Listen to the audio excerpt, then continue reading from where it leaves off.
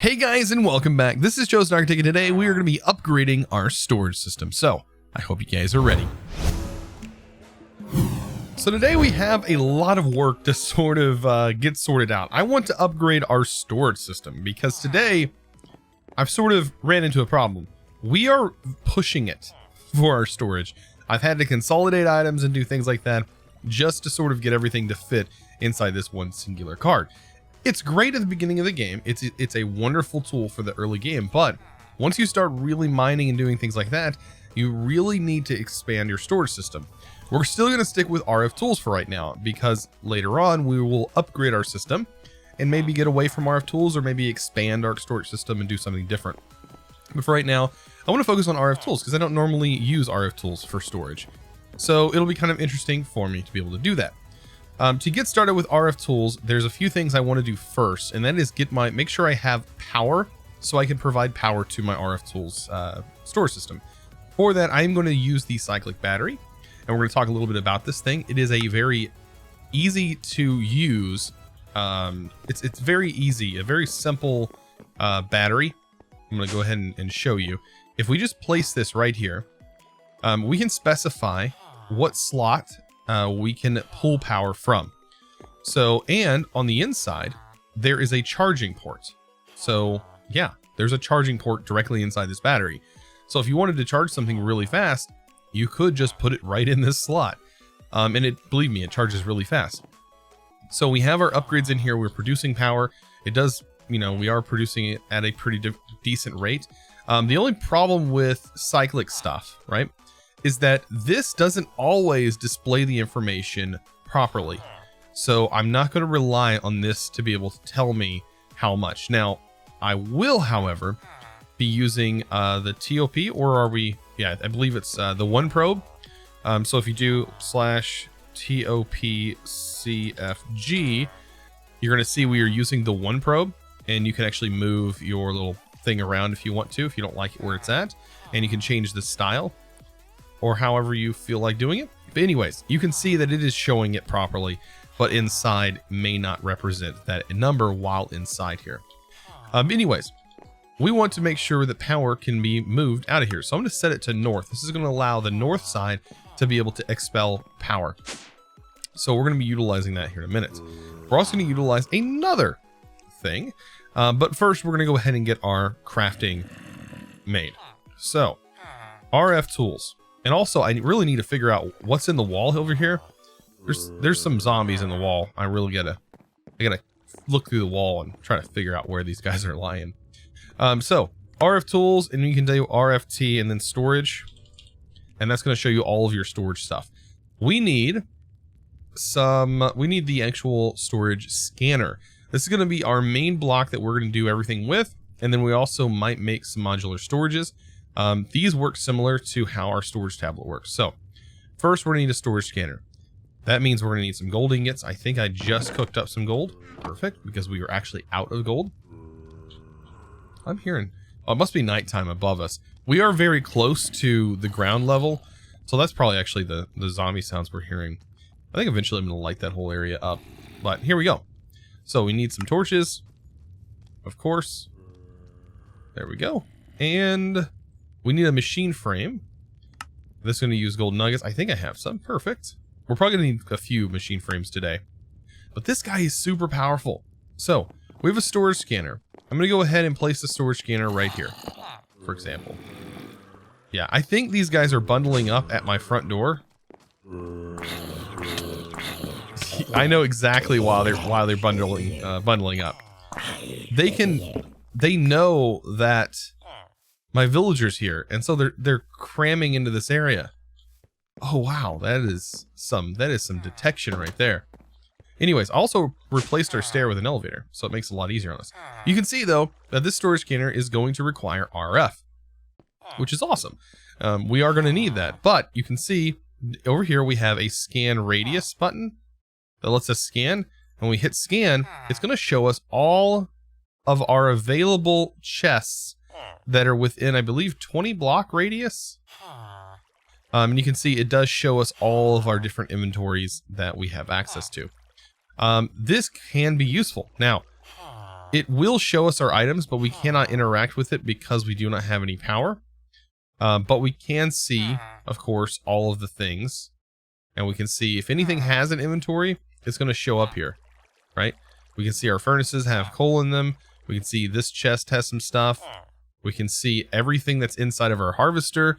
We can see all of the stuff that our harvester has collected, right? Look at all this stuff.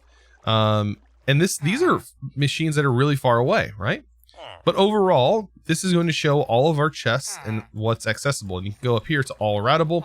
I haven't set anything to routable yet. We're going to worry about that later on. Let's go ahead and get power to this thing first, right? And to do that, we're going to already get into wireless power. So, I believe it is called a energy transfer node. It is going to require some netherrack. So we are going to need some netherrack. It's going to need nether brick, not netherrack. But let's go ahead. I think I can get that just placed in there real quick. And we're going to get a couple of those produced. There we go. So this guy's pretty simple, right? We just need to make... I wish there was the other recipe for this. 3 of those. We have to make ourselves some comparators. There we go. And everything else we should have. I think we have iron bars and stuff.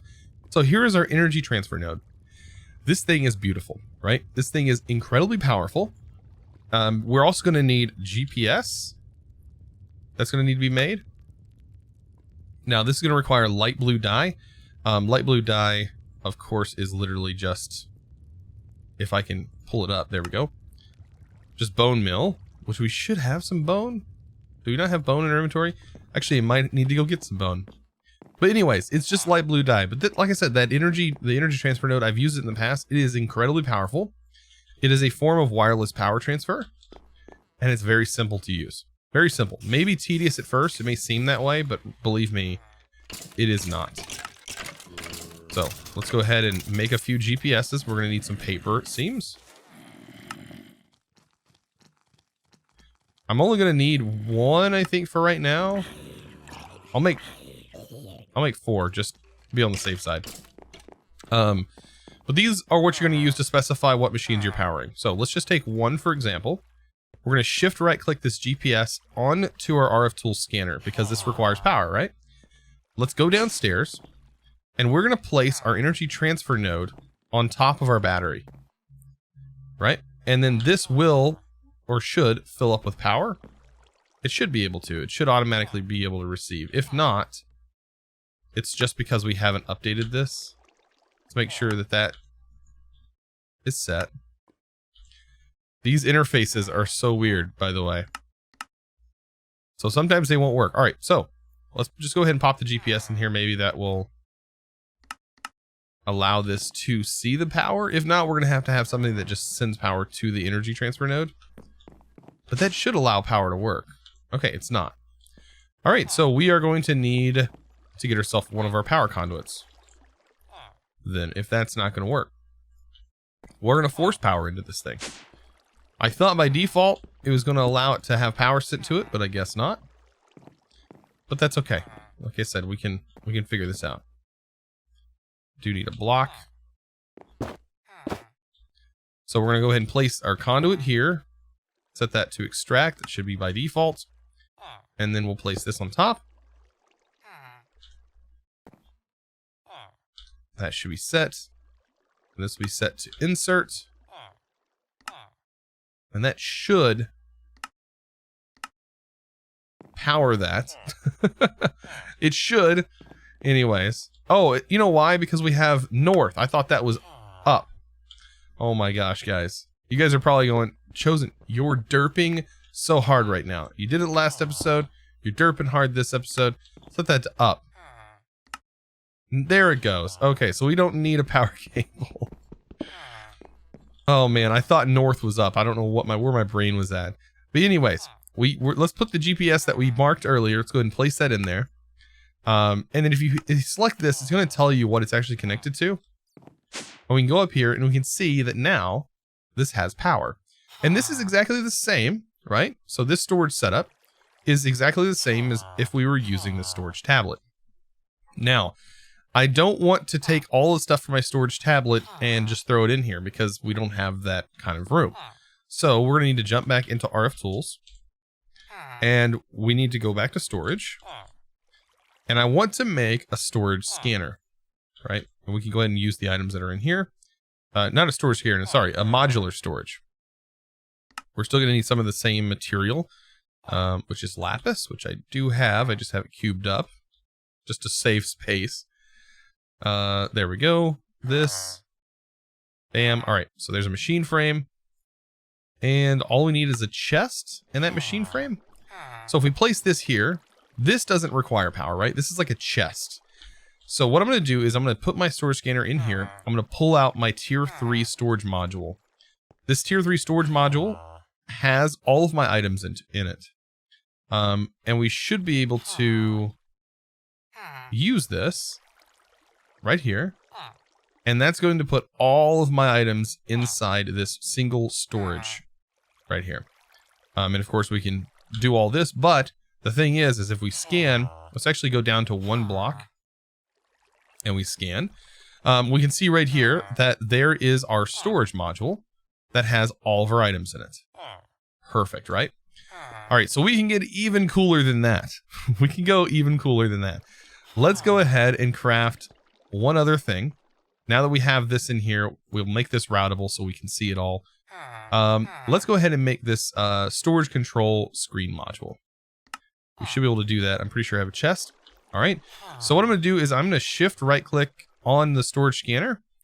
That is going to set this. And then what I'm going to do is take my storage tablet, combine that there.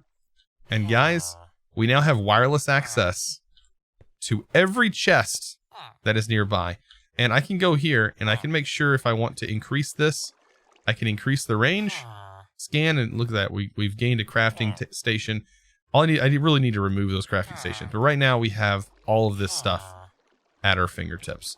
And I can go in here and I can select the ones that I want to be routable. So for example, I kind of want this to be routable. I want probably all of our chests that are available to be routable. The drawer to be routable, and that's about it. I didn't know the atomic reconstructor is considered an inventory, but I guess it might. So in here, I just want to select routable. First of all, it's going to put all of the items that it can in here. Next, it's going to start to try and fill this up. Honestly, actually, this might not need to be routable, because that can get kind of dangerous. I also need to check on that. I haven't checked in a while. This might be starting to overflow. Yeah, we might need to take some items out of this. And we might actually turn this off. Because I think we have enough of these materials. I think we have enough dye for now, guys. I really do. I don't think we need any more. Yeah. We have a lot of stuff here. So now that we have our storage system set up, I think it'd be a good idea for me to go ahead and fix our zombie problem that we have. And I think to do that, we are going to get a torch right here, an automatic torch. I think this would be actually good. This is blocks of coal. This also has that sort of broken recipe as well. So let's go ahead and just grab, this is charcoal. I need my coal, right? This is coal, blocks of coal, and then bars. So I'm gonna go ahead and grab that, head on down to our crafting station, as I have to do this one sort of manually, and we will get this guy made. Here we go. Perfect. So yeah, this also has that kind of weird crafting bug. So this automatic torch, it says torches the dungeons while in your inventory, right click to toggle on. So that's the toggle off, toggle on. Maybe this is already on. I would think that with it being shiny like that, it will toggle on. Now, I don't know if it needs torches in order to work. We're going to find out, because if it gets dark out here, it should auto-torch the area. That's the goal. Okay, so it doesn't need it. And so I should just be able to walk around. Oh, it's using the torches in my inventory. Okay, so that's good to know. So we do need the torches for this to work. But still, this is nice because it'll do it for me. I don't have to really worry about it. I can just kind of walk around my base and it'll make sure that it places torches for me. So let's grab a bunch of torches and just walk around. I think that's going to be the best thing for me to do. And this will save me a lot of time and also hopefully fix our zombie problem because, yeah, the zombies have been giving me a headache. By the way, another really useful tool when you're mining in general is to have a torch launcher. So I waited a little bit to make this because I really wanted to show you guys the power that this guy has. So you can refill it, by the way, with torches if you want, but there are other methods that you can use to repair this thing. So right now it is using the torches that are in our inventory, but I think if I take the torches out, it will actually consume its own durability. Let's take it there. So you can see the durability it does have. So it will consume torches if you do have them in your inventory. But if you don't, it does have a pretty long-lasting durability. And I do recommend maybe just using the durability instead of just making torches all the time. Because there are items in here that can repair your tools. So if we go to Cyclic, there's a couple of different tools that you can use to repair. And one of them we have access to. So right here we have the Magma Anvil. Now, we don't exactly have magma blocks, I don't think. But this guy right here, which we're not making right yet, but we'll make it later on. What this guy can do is it'll accept lava. And then for that lava, it will go ahead and repair your tools. Now, it doesn't work with Tinker's Construct tools, but it will work with tools such as the torch launcher and any other normal tool that has durability. So you could go ahead and do that. That is a kind of a tip that I can give, but while you're mining, you can do that. Even though mining, honestly, for us is about to stop. Because I think in the next couple of episodes, if not next episode, I think we might be changing how we mine. There are several tools in this pack that allow us to mine without the use of our tools. Like, we don't have to mine ourselves. We can set up quarries. And we can set up virtual quarries. We don't have to have something digging giant holes in the ground. But there are several different options. I think I'm going to go over those next episode. We're going to talk a little bit about that. But also in this pack, we do have some other pretty cool things. It looks like right here, potions of lingering levitation. They changed the recipe on the chorus fruit. That's kind of cool. So it requires refined glowstone, florbs of energized glowstone, and then, of course, lingering potions of levitation. Lingering potions in general, they require you to go to the end because you can't make lingering potions without dragon's breath. And then you can't make the crystallized chorus without chorus. So they kind of made that so you have to go to the end at least. So that's kind of interesting. That kind of removes our easy flight, right? But that's okay. We don't really need flight. At least I don't need it. We have a glider and we have a slime sling, which is, or a player launcher, which I think is way better. So speaking of flight, right? We were talking about flight. We do have access to some sort of flight if you do want it. That is actually pretty easy to get early game. And that is going to be with our air charm. So an air charm is going to provide that. Now bone block we're gonna have to make. There we go. But an air charm is pretty simple. Now I want to go over how to use these. What the air charm is going to do is while in your inventory, it's going to let you jump up blocks, right? And to turn it off, you open your inventory and you actually right click on it in your inventory. So if you don't want it to be activated, you can actually have this in your inventory slot over here. I think it works in a bobble slot as well. And anytime you want to activate it, you just right click on it in your inventory and then bam, you can start flying, right? You can, I mean, it's sort of like flight. It's actually really decent because you can build. It makes building really easy on it. And the durability doesn't actually, doesn't decrease really fast. So you kind of have this nice one step up type flight that is pretty simple and it's pretty easy to get as well. So, I mean, you're not gonna be traveling super fast with it, even though I maybe the player launcher might change that. No, it doesn't seem like the player launcher changes that too much. Yeah, the player launcher seems kind of useless while it's in our inventory. But like I said, you can toggle this off. You could use that in combination with the player launcher. You can be like way up in the air, hit your player launcher, and then toggle it off. That way you get a bounce effect while you hit the ground so you don't take fall damage. All of that you need to take into account. So speaking of this, oh, but we can't clear that. That's funny. It's wanting to toggle. Anyways, we also have a couple of other ones. We have one like the Void Charm, which saves you from falling into the void if you were to fall into the void, which we don't really need to worry about. That one is probably more for the end. We have the Water Charm, which prevents you from dying. I don't think we have a fish, so we can't really do that one. There is the Sailor, increases boat speed while carrying. That's kind of cool, even though that seems kind of laggy to me. Fire Charm would actually be pretty useful in our case. When we go to the Nether, this will prevent us from catching on fire. The Speed Charm, also well worth getting. It's like a speed potion. The Wing Charm gives you slow fall. This one's not one that I am too interested in because it doesn't really help me. So other than that, that should be about all the charms. You can see the Speed Charm really speeds you up, like, right? This is how fast you go with that Speed Charm on. So it is probably worth it to make a Speed Charm, guys. I'm not gonna lie. I mean, look how fast we're going. Now take this with the player launcher, and I mean, you got like crazy bounce speed. Like, this is insane how fast we're traveling, right?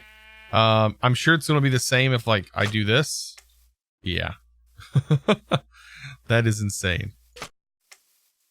That's some insane travel speed, guys. Oh my. It's ridiculous. This is not normal speed either. This is like some kind of other speed. We go a lot faster when we jump as well. Like, it's like momentum. It's kind of weird. It's not like your specifically running speed, because when you're in the air and you just jump and press forward, you also continue to accelerate. So anyways, that's the Speed Charm. And like I said, these things don't take that much durability, but they are well worth having. And I think they can go in like any bauble slot, so they're good for that as well. So you can set them up however you feel like setting them up. So yeah, pretty interesting. I wanted to show that because I think that a lot of people might get some use out of those. And I think they will help you out later on, and especially even late game. These guys are well worth making. Well, guys, I hope you enjoyed today's episode. I know it was a little bit shorter than normal, but today was a little bit of an odd day for me. But anyways, I do appreciate all the likes that you guys have been popping on these videos. I really do appreciate it. And also, all of you guys who have decided to click that subscribe button, welcome all of you new subscribers. I really do appreciate it, guys. I will see you in the next episode. And as always, thanks for watching.